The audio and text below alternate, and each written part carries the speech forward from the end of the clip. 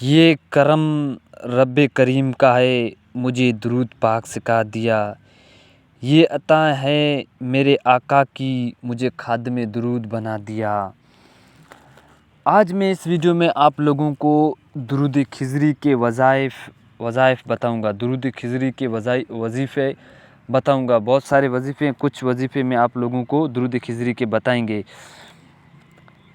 درود خضری روحانی اور جسمانی بیماریوں سے نجات کے لیے، اگر کسی کو روحانی اور جسمانی بیماریوں سے نجات کے لیے روزانہ 313 مرتبہ درود خضری پڑھ کر پانی پر دم کر کے پئیں، انشاءاللہ وہ بیماری ختم ہو جائے گی۔ دوسرا وظیفہ، جسم کے کسی حصے میں درد ہو تو 100 مرتبہ درود خضری پڑھ کر زیتون کے تیل پر دم کر کے اور درد والی جگہ پر مالش کریں، درد دفع ہو جائے گا انشاءاللہ۔ یہ بھی مفید عمل ہے۔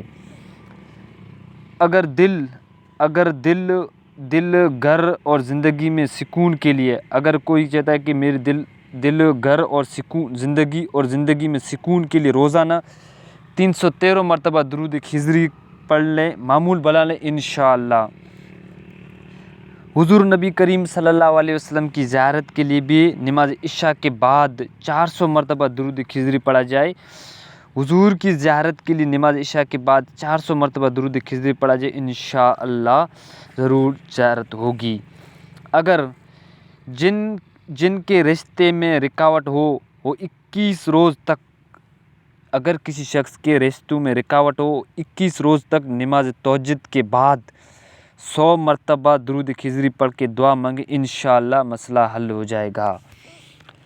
اگر کسی کو مثانے میں پتھری ہو تو 100 مرتبہ درود خضری پڑھ کر 1 گلاس پر پانی دم کر کے مریض کو پلایا جائے، انشاءاللہ فوراً فائدہ ہوگا۔ درود خضری یہ صلی اللہ علی حبیبہ محمد وعلی آلہ وسلم۔ اگر آپ ہمارے یوٹیوب چینل پر نئے ہیں، ہمارے یوٹیوب چینل کو سبسکرائب کریں اور ویڈیو کو لائک کریں اور اپنے دوستوں کو آگے بھی شیئر کریں ثواب کی نیت سے۔